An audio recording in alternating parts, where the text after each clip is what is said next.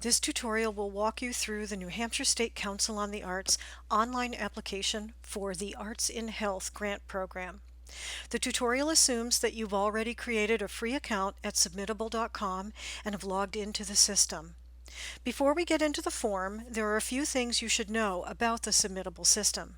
First, it's strongly recommended that you complete the application using Google Chrome or Mozilla Firefox. If you don't have either of these browsers, they're easy to find with an internet search. Second, the Submittable system is very stable and will auto-save your application, but we recommend that you save your application every 15 minutes or so just in case. There is a Save Draft button at the bottom of the application that you can scroll down to. Once you've saved your application, you can continue working on it or sign out. Your application will remain active for 21 days from your last login. And finally, saving your application isn't the same thing as submitting it.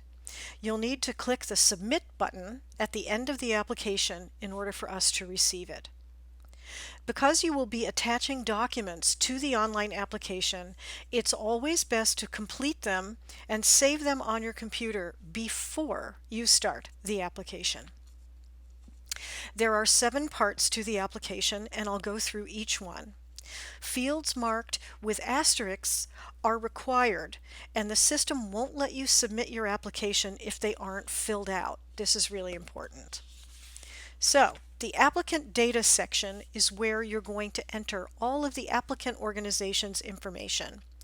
If the applicant is being sponsored by a fiscal agent, the fiscal agent's information goes here. If an applicant is applying in partnership with another organization, please include the information for the lead organization only. Most of this is pretty straightforward, but there are a few things I do want to point out. The first is this codes area. Our partner, the National Endowment for the Arts, requires these codes. You're actually going to do this twice in the application, once here and then once in the project information area. And you should note that there is a non-arts, non-humanities code, which can be very helpful for fiscal agents. Next, a DUNS number is required. This is Dun& Bradstreet. It's required of all applicants. We also require government certification letters if you get a grant, so it's a good idea to have these ready and accessible ahead of time. You're going to have to answer some questions here about them.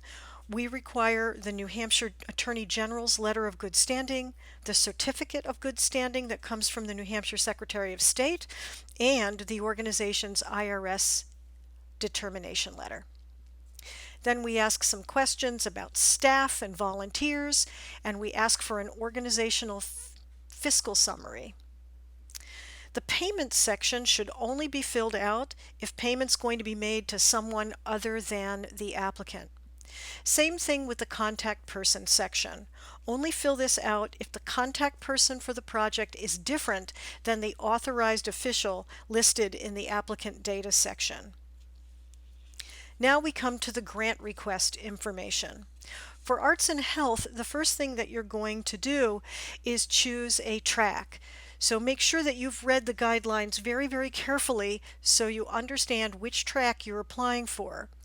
If you're applying for the public health track, you're going to want to choose the priority area of your project, or if it's not listed, type it into the box. Next, if your project is new or recurring, you want to tell us that. So if this is a project that we have funded before, you want to let us know that.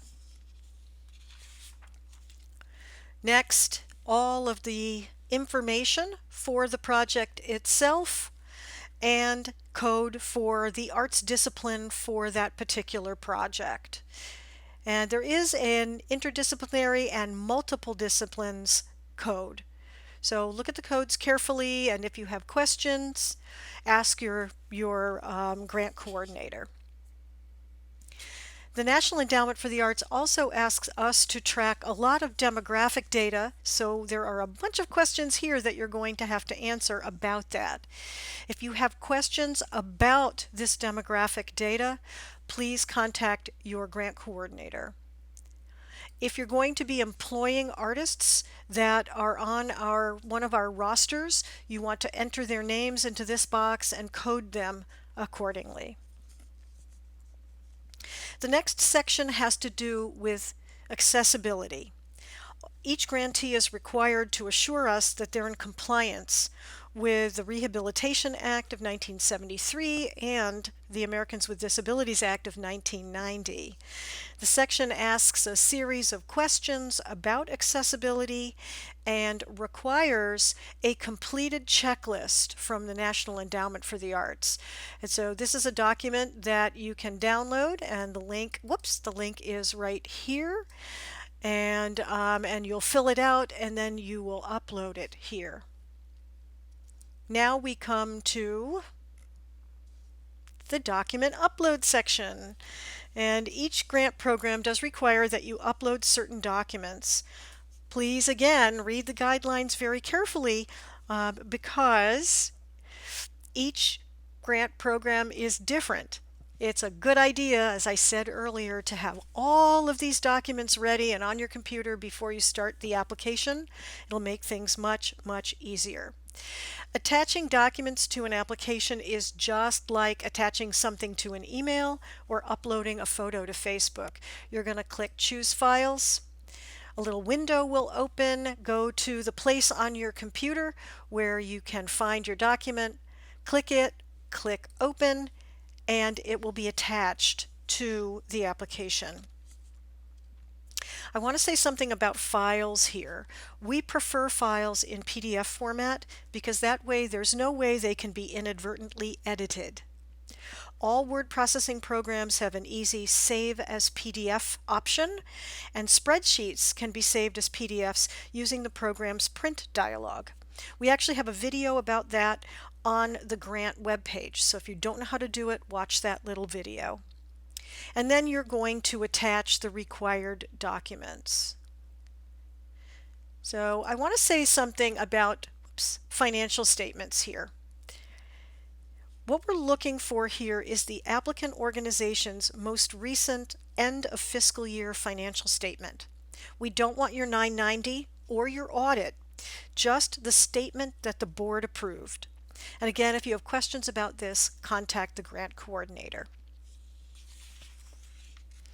So again, document upload, some are required, some are not. Make sure you've read the guidelines carefully. And now we come to the certification. This is your electronic signature. You're going to click Agree, type in your name and title, and then you're ready to submit. Once you've completed everything, you've uploaded all of your documents, you can click the Submit button. When you do this, your application will be submitted and the system will send you a confirmation email. If the system won't let you submit your application, you probably haven't answered all of the required questions and you'll have to scroll up and find what you missed. If for some reason you accidentally submit your application before you're really ready, contact your grant coordinator. That person will be able to help you. So that's it. Please let us know if you have questions. We look forward to seeing your application. Thanks.